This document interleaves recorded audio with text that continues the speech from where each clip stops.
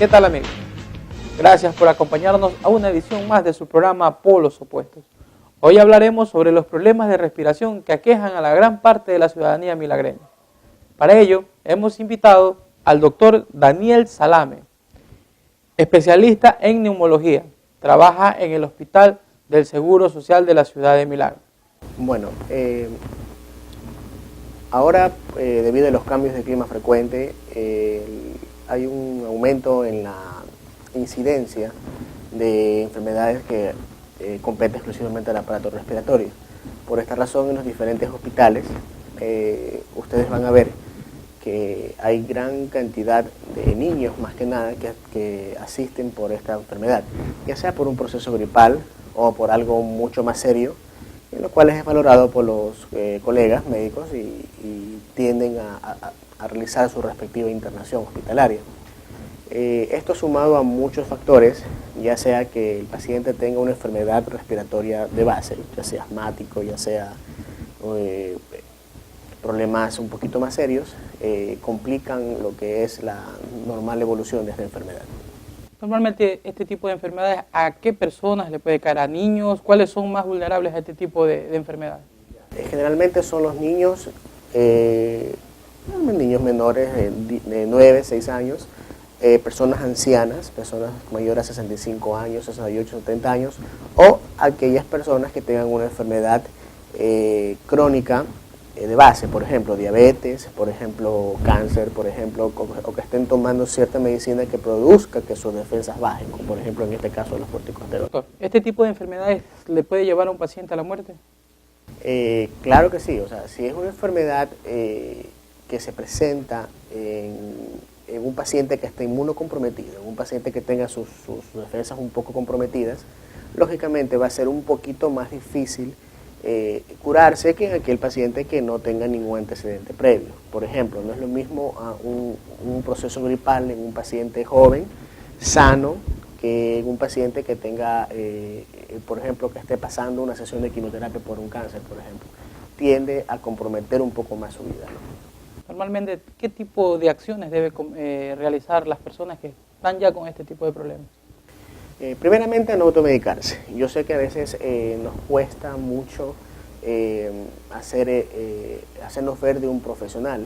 A veces hay el farmacéutico de confianza, el de la calle, y tienden a preguntar por alguna medicina en el cual es fácil administrativa, pero yo les sugiero que no se automediquen, acudan al médico. Yo sé que a veces es un poquito difícil, en los hospitales, más que nada en esta época hay cualquier cantidad de pacientes en emergencia del hospital, pero a veces ahora, más que nada, estamos de moda, se podría decir, lo que es la influenza tipo H1N1, que está ahorita normalmente recayendo.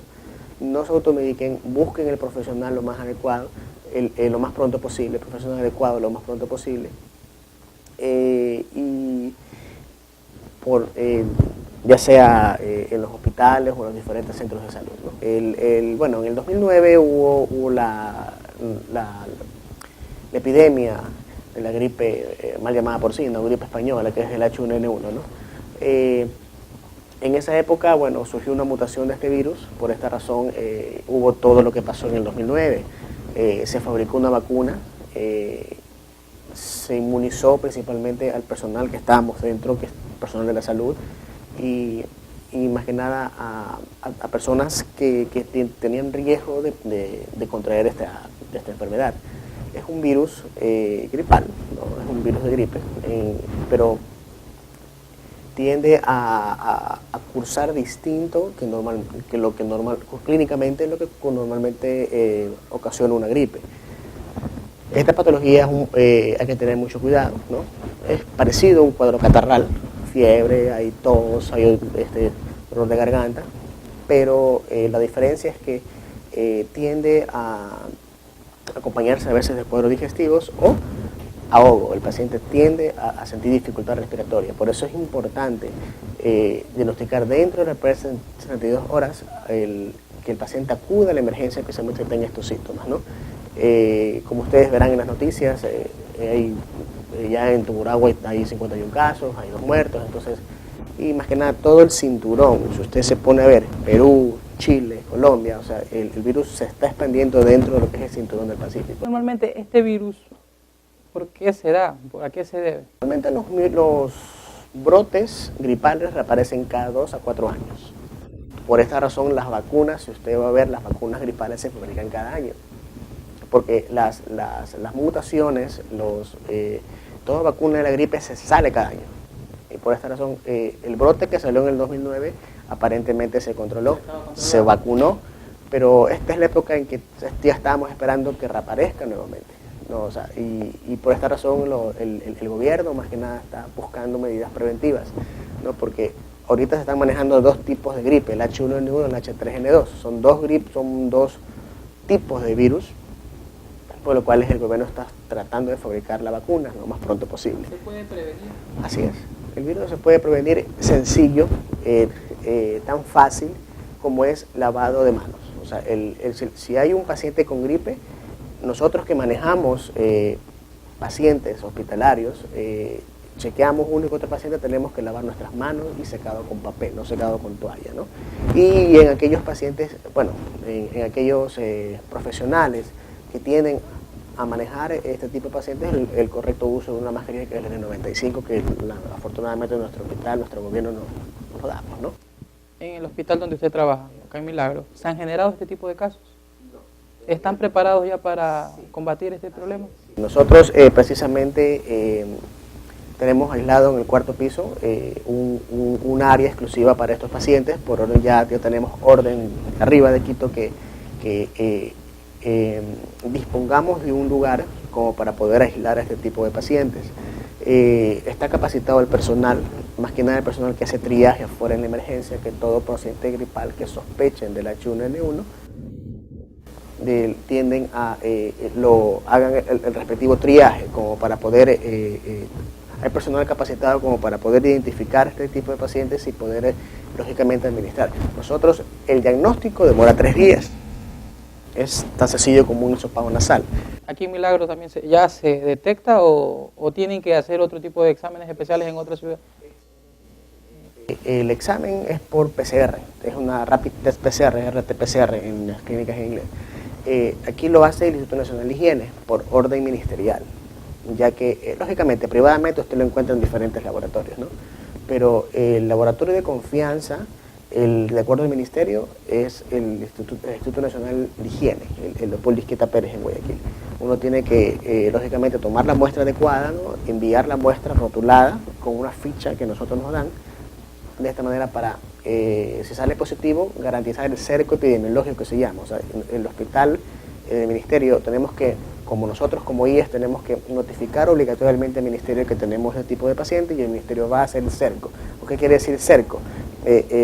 Sesgar a los vecinos, a la familia, a los quien estuvo antes, quien estuvo después, para tratar de hacer un seguimiento. Exactamente, tratar que ese virus se propague, ¿no? Ya regresamos con más información de su programa Polos Opuestos.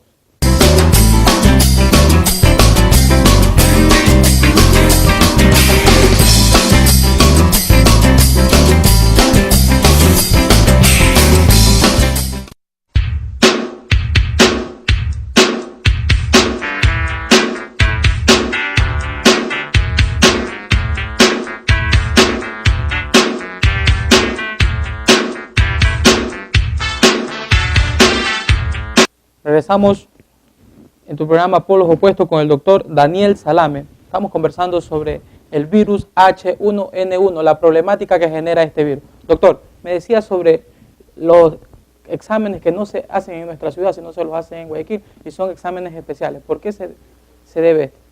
Más que nada por tener un control de la cantidad de los casos que salgan positivos. Usted se imaginará que venga un paciente con síntomas gripales, no a todos se le va a hacer el examen. Entonces, por esta razón, por orden ministerial, se ha primeramente acordado un lugar, que todas las muestras vayan a un lugar. Y segundo, que por favor sean exclusivamente tamizados, ¿no? Registrados, porque dentro de la ficha se pregunta familia, dónde vive, número de teléfono, todo, ¿no? Para tratar en lo posible de hacer el respectivo cerco posterior. Se envía esa muestra y si sale positiva, ¿no? Ellos tienen la obligación de ir allá. a hacer el respectivo cerco epidemiológico para evitar que ese caso se salga de la zona donde se fue diagnosticado, en el caso que salga positivo. En el caso que salga negativo, bueno, simplemente es una gripe común que se puede complicar con una neumonía en un paciente que en el último de los casos necesita ventilación mecánica, pero es otro tipo de enfermedad distinta a la gripe H1 que se está viviendo en este momento. Doctor, después que ya se detectó el problema, el tratamiento que se le da a esta persona. Es el oseltamivir, el Tamiflu, el famoso Tamiflu. Bueno, tiene muchos efectos secundarios, ¿no? Náuseas, vómitos, diarrea, dispepsia, bueno, alergias, pero eso solamente las 2 o 3 primeras dosis, lo digo por experiencia, porque en el 2009... ¿Ya trató ese tipo de casos, doctor? A mí me dio. Ah, ¿le dio? Sí. Yo cuando estuve trabajando, bueno, lamentablemente me dio, tuve que tomar la tercera tableta y vomitaba hasta el apellido, pero bueno, afortunadamente me curé, ¿no? Un sabor medio raro la tableta, pero bueno, a partir de la tercera dosis ya es mejor tolerada que en aquellas otras dosis, ¿no? En otros pacientes no les pasa absolutamente nada. Se toman 2, 3 tabletas, se toman la caja entera y no les pasa absolutamente nada, ¿no? Tranquilos, pero eso depende de cada persona, ¿no? Escuchaba a un médico que después de 48 o 72 horas el paciente, si no asistió al hospital o a una clínica más cercana, muere. ¿Hasta dónde es cierto este tipo de...? No tanto que muere, pero sí va a ser un poquito más difícil rescatarlo. Distinto es el paciente que tenga 24 horas con H1, tiende a estar con su pleno estado catarral, ¿no? Pero él va a sentir que es un catarro distinto, ¿no? ¿Sabe qué, doctor? Me estoy ahogando. Y uno efectivamente lo chequea, lo ausculta y es algo que llama la atención. Ese paciente tiene mejor evolución. Dentro de las primeras 72 horas tiene mejor evolución que el paciente que va después, al cuarto o quinto día. Generalmente ese paciente va más complicado. No digo peor si es un paciente que tenga una enfermedad de base, diabetes, hipertensión, insuficiencia renal, cirrosis, etcétera, etcétera. O sea, son pacientes que tienden a hacer, su evolución es un poquito más insidiosa, un poquito más complicada. O sea, incluso para iniciar el tratamiento con el oseltamivir, dentro de los primeros 3 días es lo ideal. Porque a partir del 4º día no es que no se puede iniciar, se puede iniciar, de hecho se debe iniciar, pero ¿Las probabilidades de vida? se complican un poco, se reducen un poco, y peor si tiene, insisto, enfermedades de base, diabetes, hipertensión, insuficiencia renal, bueno, todo eso ahí. De hecho hay una anécdota, el edecán de nuestro presidente, Rafael Correa, fue en esa época... ¿Murió también? Murió. ¿Murió con este problema? Coronel Merino, él falleció, él tuvo diabetes, tuvo hipertensión y tuvo insuficiencia renal, y él no dijo nada al señor presidente, y él tuvo H1 y murió, precisamente porque ya lo que estaba el 5º día ya estaba súper complicado, entró a máquina, padeció 15 días y lamentablemente falleció. Doctor, ¿qué pasa con este tipo de personas que, lo acaba de decir usted, se automedican? Por ejemplo, tienen este tipo de problemas y van y toman otro tipo de medicamento. ¿Qué sucede a ese tipo de personas? Mascar el cuadro tiende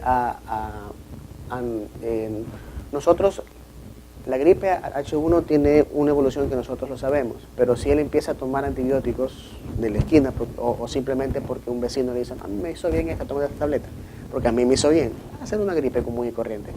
Entonces ellos enmascaran un poco el cuadro, ¿no? En el momento que va el paciente, cuando ya acude al médico es porque verdaderamente se siente mal y ve que la tableta no le hace ningún efecto, entonces nos complica un poquito a nosotros, porque enmascara un poco el cuadro y tiende a confundirse con otra cosa.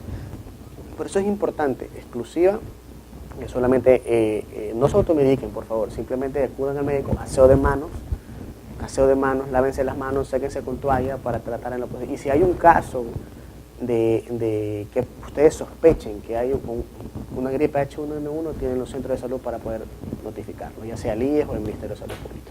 Aquí en Milagro, ¿qué tipo de actividades están realizando? Nosotros estamos realizando charlas primeramente dentro del personal, porque nosotros en el 2009, desde el 2009 hasta ahorita no hemos refrescado lo que es las medidas preventivas, ¿no? Y de ahí, lógicamente, en la consulta externa del IES, del Hospital IES Milagro, nosotros estamos dando charlas educativas a los pacientes. Aparte, yo coordino el área de tuberculosis del hospital. Nosotros, cada paciente que tenga fluido de más de 15 días, estamos haciendo una vaciloscopía. O sea, estamos en constante charlas preventivas a los pacientes, ¿no? Tenemos pensado, ya cuando ya se complete el cronograma de charlas, más que nada dentro del personal, porque lo primero es casa adentro, ¿no? Tratar en lo posible de controlar esto casa adentro, ir más allá, si es posible ir a cada uno de los barrios o centros de salud que están dentro de dependencia, los subrogados, más que nada, para tratar de esas charlas, ¿no? Doctor, sus palabras finales para el programa Polos Opuestos. Gracias por la invitación y espero que esto ha sido una información para ustedes, ¿no? Gracias al doctor Daniel Salame. Seguimos a continuación con el licenciado Lister Mollón, terapista respiratorio del Seguro Social.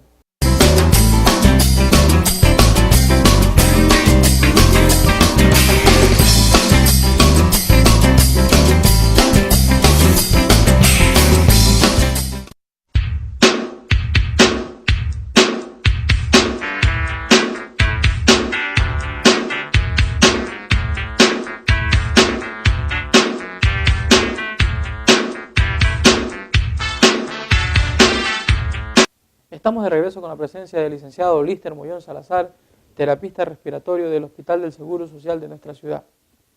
Con él conversaremos sobre los problemas de respiración que a diario se presentan en nuestra ciudad. Licenciado, coméntenos sobre este tipo de problemáticas que se generan en Milagro. Bueno, por lo general estos cambios climáticos en esta temporada se han generado muchas infecciones respiratorias, como es el caso de la neumonía.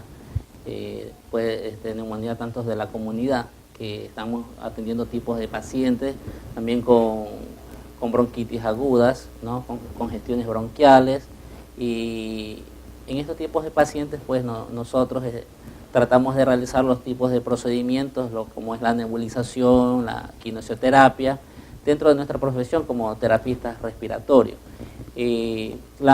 Cabe recalcar pues que nosotros nos basamos siempre en cuando venga el paciente pues programado una vez por el médico especialista, ¿no? No es que el paciente va donde ustedes y por favor tráteme que tengo este problema. No.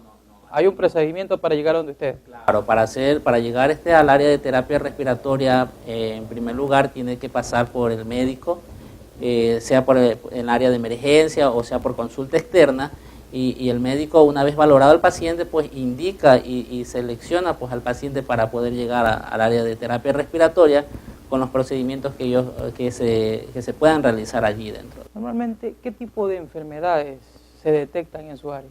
Estamos ahorita pues tanto en los niños como en adultos, estadísticamente ha aumentado en estos días, en estas temporadas sobre todo, ¿no? Como es desde el mes a fines de mayo, junio y ahora que ya estamos julio, han aumentado ciertas cantidades, ¿no? Como es el caso de las infecciones respiratorias, como decía hace un momento, las neumonías por la comunidad, ¿no? Entonces son pacientes que están afectados, tanto y sobre todo en los niños, ¿no? Y en las personas ya pasados los 60 años, porque son personas que están autoinmunes, ¿no? Y por lo general el paciente es presa fácil para atrapar este tipo de bacterias, ¿no? Empiezan con una gripe, luego desencadenan un tipo de congestión bronquial y el paciente muchas veces no acude hacia el médico, sino que muchas veces trata de automedicarse y entonces suelen llegar a ese tipo de infecciones como no son unas gripes bien curadas o estas congestiones bronquiales no son bien tratadas y llegan a ser este tipo de infecciones respiratorias como es el caso de las neumonías. ¿A qué se debe todo este tipo de enfermedades que normalmente se generan en los niños? Lo que acabas de decir, que son muy fáciles de adquirir este tipo de problemas. Ya, sobre todo en los niños y como decía en los pacientes ya adultos sobre todo, ¿no? O bien podría decir pacientes ya de la tercera edad que cuando tienen sus defensas bajas, ¿no? Está el paciente inmune, pues entonces allí donde trata de este tipo de bacteria hacerlo captar, o sea, el paciente capta y es presa fácil para hacer de esa manera adquirir este tipo de infecciones. También otro de los factores que puede también en nuestra, ahora pues los cambios climáticos, como podemos darnos de cuenta, la temperatura muchas veces en la mañana está muy elevada y en la noche pues ya comienza con lo que es el frío. Esta es otra también de las variaciones que está habiendo en la naturaleza que estamos hoy en día viviendo, ¿no? Y también otro de los factores que pueden afectar son, por ejemplo, las empresas como las empresas industriales, ¿no? Como es en el caso de aquellas que generan humo, contaminación ambiental y todas esas cuestiones. ¿Cuáles son los procedimientos que normalmente ustedes deben tomar cuando llega ya una persona a ser tratada donde ustedes? Bueno, nosotros en primer lugar lo que hacemos es también pues nos basamos a lo que el médico indica. Procedemos también a la auscultación para ver qué tipo de qué cantidad de, podríamos decir, en qué área está afectado más el paciente, ¿no? Y allí comenzamos pues nosotros a evaluarlo, y luego de la evaluación procedemos a hacer el procedimiento, como son el caso de la nebulización, tanto en niños como en adultos, y la quimioterapia cuando lo ameritan, ejercicios respiratorios, y en los niños, sobre todo en las personas, en los niños recién nacidos, o también podríamos decir en las personas que no pueden expectorar fácilmente, como son las personas ya mayores, como la de tercera edad, cuando no pueden ellos botar por sí solos este tipo de flema de sus pulmones, entonces procedemos a la succión o aspiración bronquial. Para que quede claro este concepto, ¿qué es la quimioterapia?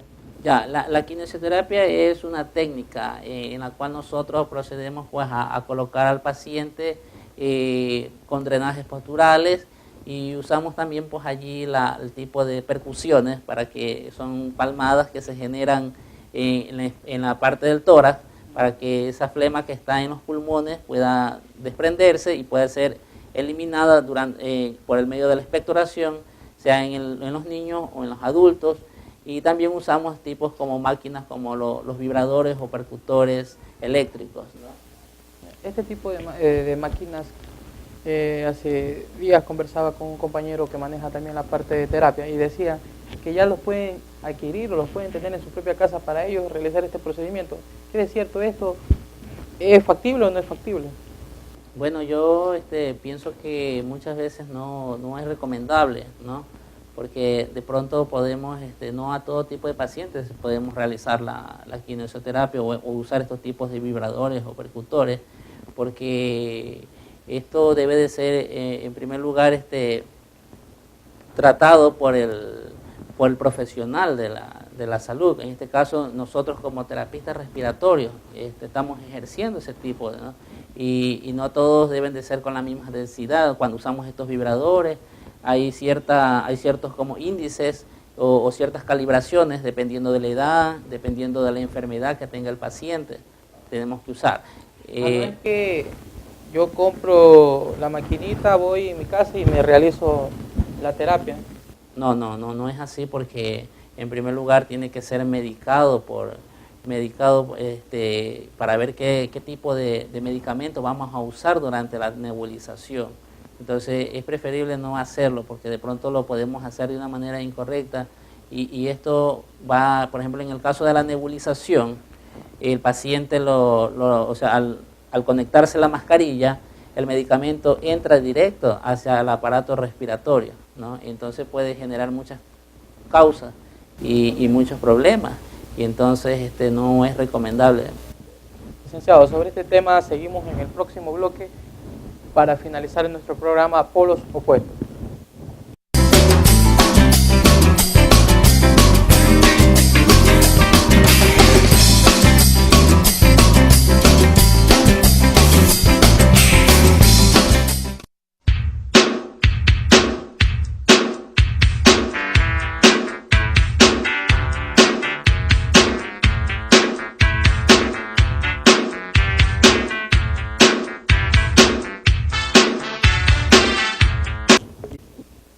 Seguimos conversando con el licenciado Lister Mollón sobre los problemas de respiración que aquejan a la ciudadanía. Lister, me decías que en el seguro, donde el área donde tú trabajas, existe datos estadísticos de las personas que a diario son atendidas. ¿La cantidad es mínima o es alta? Yo recuerdo que hace unos años atrás, cuando recién iniciamos en el Instituto de Seguridad Social, de aquí del Hospital del IES de Milagro, iniciamos con pocos pacientes, me acuerdo, pero hoy en día ha aumentado totalmente, podríamos decir. Diario se atiende, estamos atendiendo entre 200, estamos realizando 200 procedimientos a los pacientes. ¿Cuántas personas trabajan en su área? Y nosotros somos, pues, en nuestra área somos, por el momento, 8 personas. Sí. Y atienden a 200 personas diarias. Sí, o sea, 2 nos dedicamos a la consulta externa y los otros compañeros, pues, los otros colegas se encuentran en las diferentes áreas del hospital, porque allí estamos realizando, por ejemplo, en el caso de hospitalización, de la unidad de cuidados intensivos y de emergencia, estamos cubriendo todo, las 24 horas. Cuéntenos algo de usted, licenciado. ¿Cuántos años de experiencia? ¿Desde cuándo trabaja en el seguro? Bueno, yo llegué en el Seguro Social desde el año 2006, pues yo ya hace muchos años atrás también yo trabajé en el Hospital Luis Bernaza, luego también trabajé pues en otras clínicas en la ciudad de Guayaquil y pues luego decidimos aquí, gracias a Dios, pues se permitió abrir aquí en el IES de Milagro y desde allí pues entonces empezamos a servir a nuestra comunidad, a nuestra ciudadanía, porque yo soy milagreño y entonces esa es mi decisión, ayudar cada día a nuestro prójimo, ayudar a nuestros pacientes para que ellos puedan mejorar y de esa manera pues obtener un mejor resultado, ¿no? ¿Cuál es la preparación que normalmente un terapista o un licenciado recibe para llegar a este tipo de condiciones? Bueno, en sí terapia respiratoria es una profesión, pero más que una profesión, podríamos decir que nosotros nos capacitamos en las universidades. En este caso yo estudié en la Universidad Estatal de Guayaquil algunos años. Primero fui tecnólogo y luego adquirí pues la licenciatura. Por total fueron 5 años y luego pues comencé a estudiar. Una de los factores que a mí que veía que aquí en nuestra ciudad de Milagro no había muchos profesionales en terapia respiratoria. Y pocos éramos, sí, y entonces las personas que muchas veces realizaban lo hacían de una manera empírica y eso a mí no me agradaba como profesional. Pero gracias a Dios en la universidad, nuestra universidad porque me siento milagreño y soy milagreño, y entonces permitió y dio pues la oportunidad de que esta carrera de terapia respiratoria pueda abrirse aquí en nuestra ciudad, y ahora hay muchas personas, muchos estudiantes que están ellos allí pues realizando sus estudios, preparándose, capacitándose para servir a nuestra ciudadanía, ¿no? Y eso es muy bueno. Yo felicito a la universidad, a la UNEMI, por haber hecho este caso. También hay hoy en día, pues hace unos meses atrás me tocó dar un asesoramiento. Por ejemplo, se ha unido también la Escuela de las Ciencias de Ingeniería Industrial. Ellos están elaborando unos ciertos equipos que tienen que ver con terapia respiratoria, como es el caso de succionadores, para donar a algunas instituciones que no tienen este tipo de equipamiento. Ellos están dando este tipo, entonces yo también los felicito a ellos porque se han propuesto ayudar a la ciudadanía y sobre todo en nuestra ciudad Milagro. Licenciado, aprovechemos la cámara de este programa Polos Opuestos para decir las palabras finales sobre este tema que hemos tocado. Bueno, yo quiero agradecer pues ante todo a este canal y sobre todo a Polos Opuestos y a ustedes por la invitación que me han hecho para poder llegar a la ciudadanía milagreña y decirles que nosotros estamos pues dispuestos siempre para servirles. Muchas gracias, buenas noches. Muy bien, fueron las palabras del licenciado Lister Mollón Salazar, terapista respiratorio del Seguro Social.